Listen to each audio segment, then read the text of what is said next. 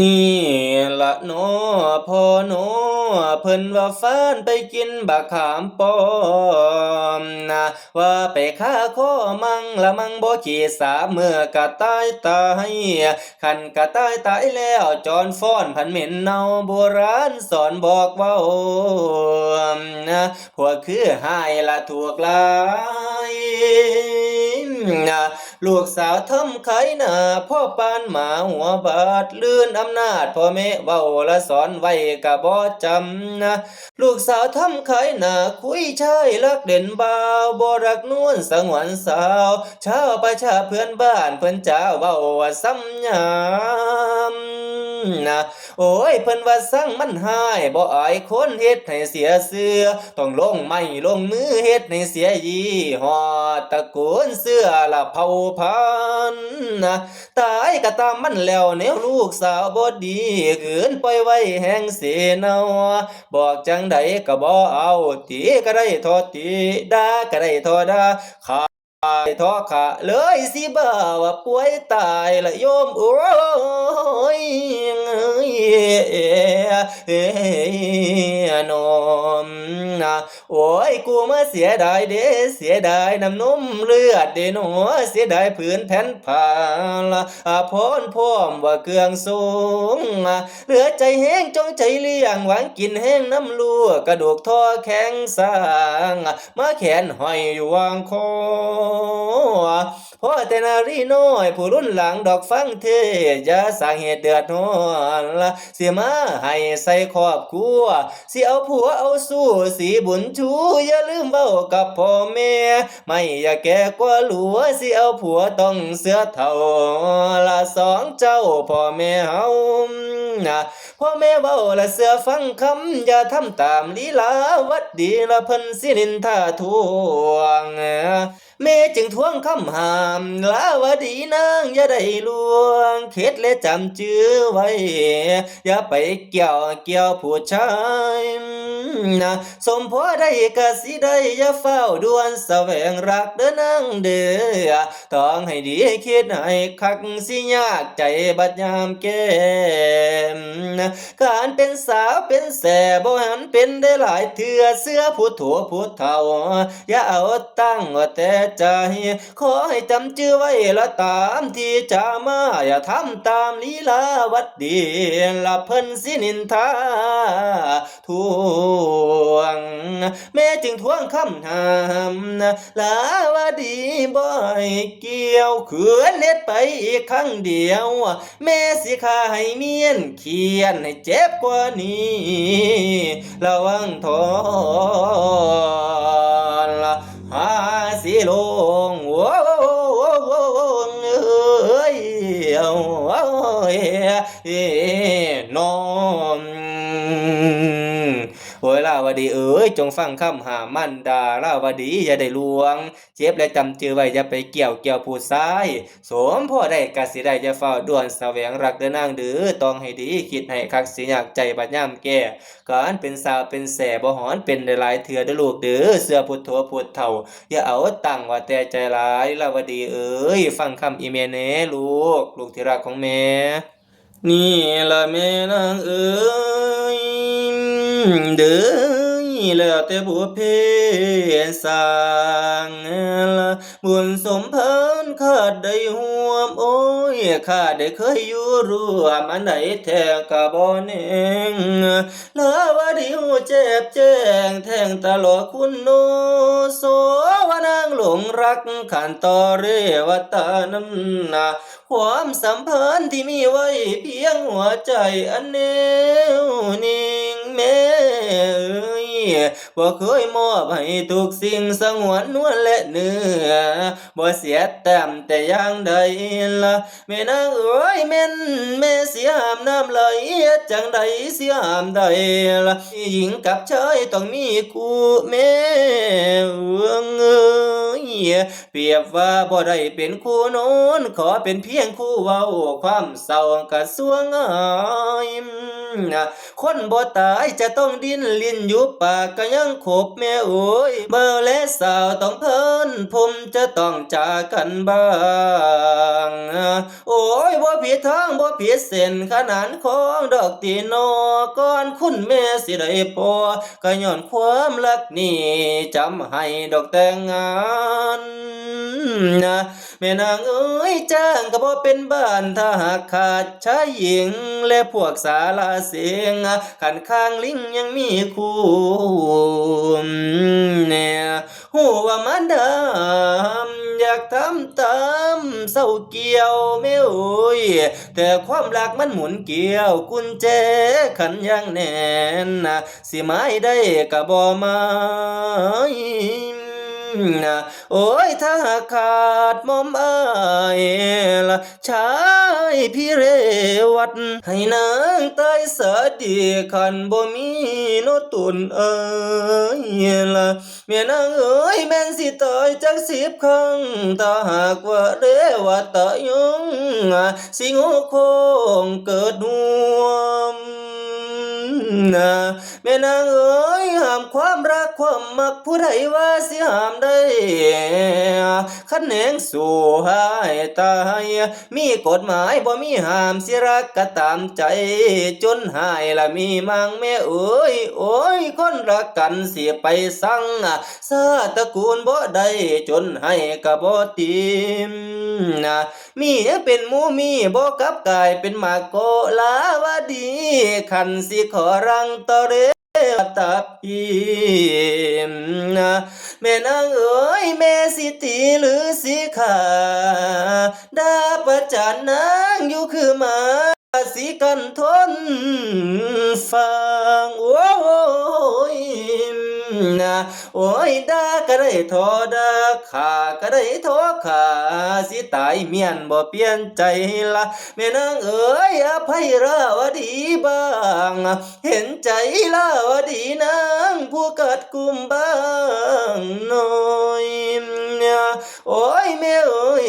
ละให้ลูกถอยลูกบ่ถอยให้ลูกโค้งลูกบ่โค้งขึ้นได้ลูกบ่ขึ้นเอ้ยยังสิบืนไปนะสิขอรักแต่เรวัตอย่ามาเว้าก็ตามสร้างปากอีนึงได้ว่าแล้วสิเมยมั่งก็บ่เป็นแม่บ่เห็นใจละว่าดีก็แล้วแต่งโอ้ยละนางสิขอหักแม่มอบหัวใจให้แกสู้กายไว้ให้แม่ยิงโอ้ยแม่เอ้ยฝอยบ่มีหมาบ่ขี้ธรรมดาโบราณว่าโอ้ยล่ะบ่เป็นนี่แม่ป่าลืมแล้วเพิ่นสิทวงคิดเบิ่งดวงบุญไม่ก็หวังเพิ่งอาศัยแม่เอ้ยลาวดีปงใจขอบว่านึงหวังได้อ้าวบุญบุพเพบ่ส่งให้เพียงได้เจอก็พออยู่โอ้ยหลอกแม่เอ้ยคาดบ่ได้เป็นผัวนางขอเป็นตั้งแต่สุขเด้ออันใดแล้วกัดแต่กำนั้นละนาละอีเมลเดิมเองเอ้ยนมโอ้ยแม่เอ๋ยหูว่ามารดาห้ามอยากทำตามเศร้าเกี่ยวแต่ความรักมันหมุนเกี่ยวกุญแจขันอย่างแน่นสิไม้ได้กระบอกไม้ตัวละอีเมขอร่วมรัฐตัดนิทานลงให้สั้นยิ่นนันวันหลายกว่าปีผ่านกายนี้เรวัตะผูกสัมพันธ์ลาวดีจึงถูกเคี่ยนตีจากมารดา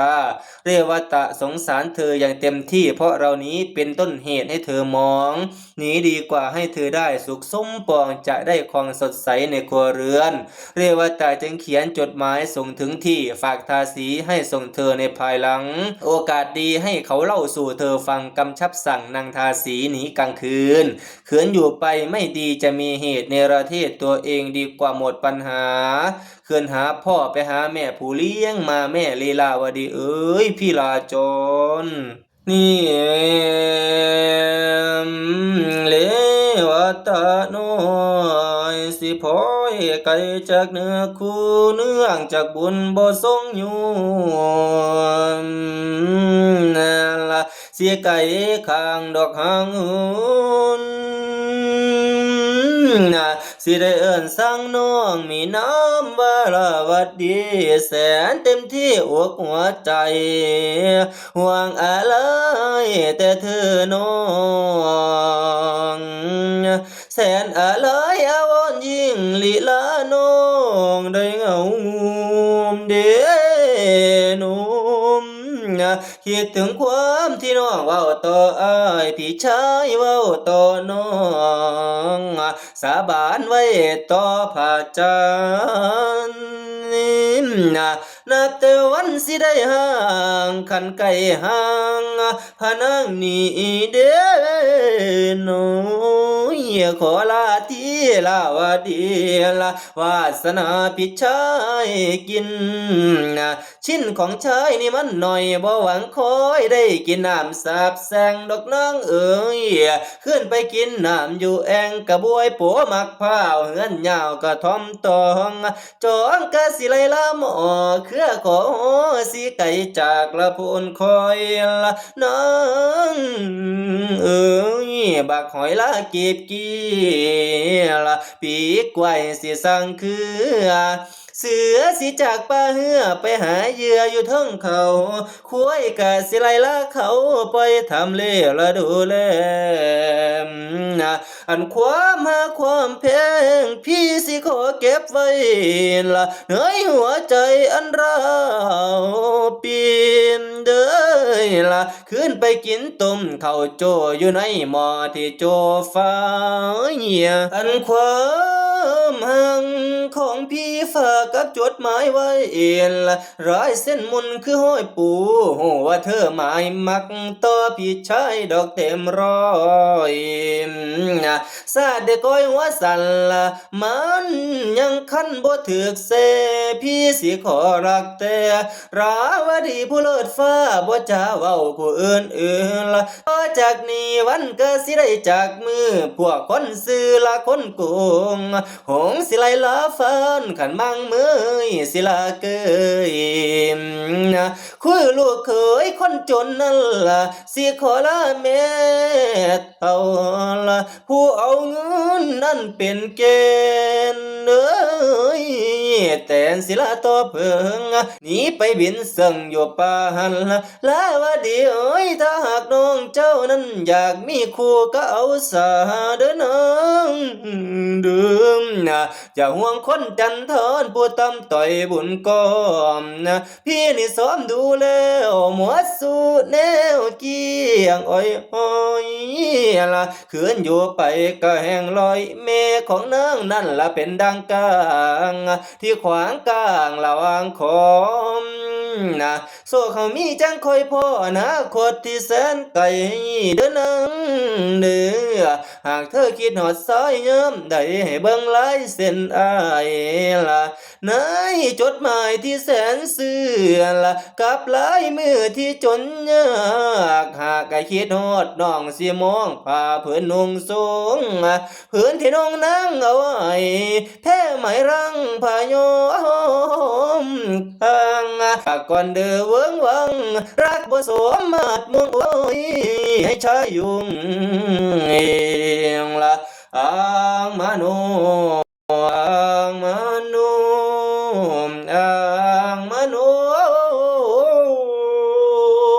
โอ้ยนอม นี่ละพ่อแม่เอ๋ยน้องนางลาลาวดีได้ทราบข่าวว่าเรวตาผู้บ่าว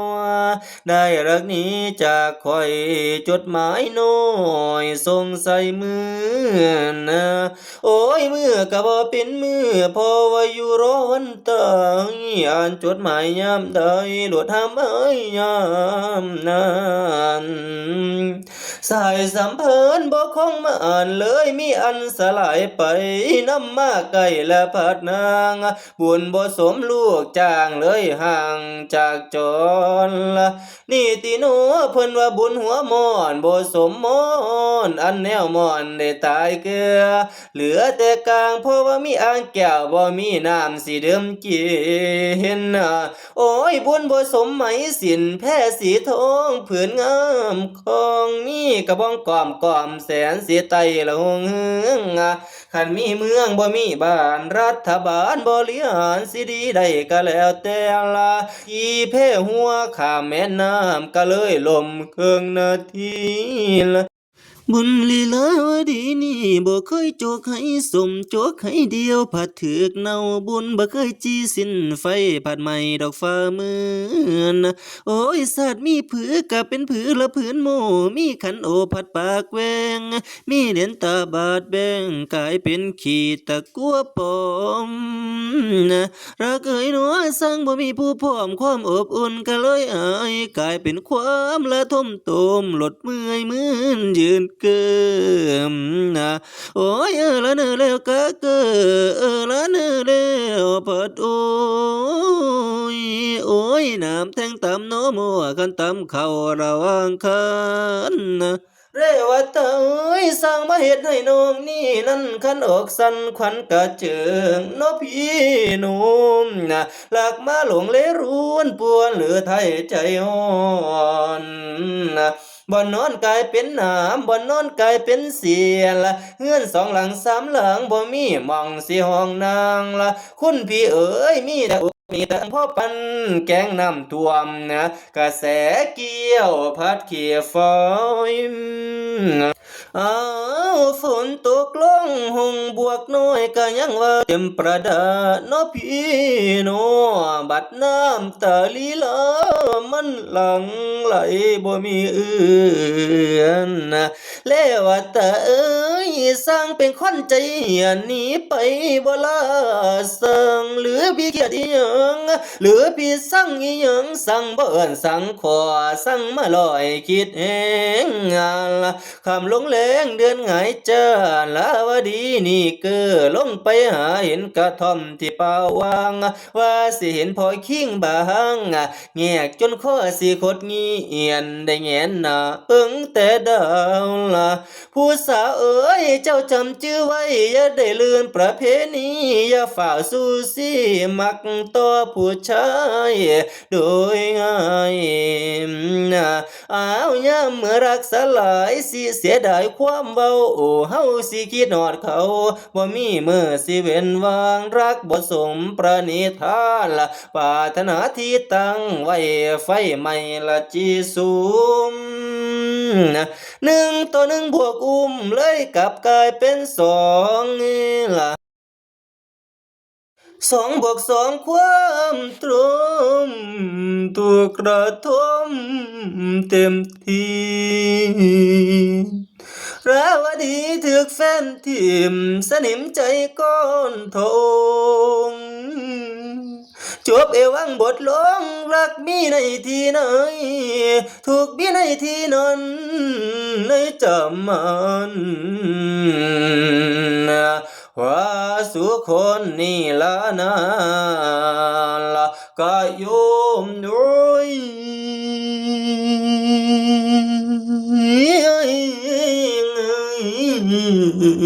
โง่นเดี๋ยวนี้ข้อพ่วมห่อนสิถึงบทถึงตอนโยมอย่าห่อนพ่วมสิมวนพันธุมาเราเร่ร้วนเมียมาตายจากทิมคือสอนทิมระวังใจเรวตะกะบ่ได้สืบข่าวท้าวหานางสุชาปัดมาตายส่วนลูกชายบ่ขึ้นโคง น้ำตาตกน้ำตาหงอยู่กระท่อมริมโดงน้ำตาหงมันไหลบ่าเฒ่าพ่อใหญ่พันธุมาเจ้าจะมีตั้งแต่ให้อดมาเว้าเบิ่งก่อนนะพันละหน้าถึงลึกน้อยโยมค่อยท่าว่าเราฟังตัวพ่อใหญ่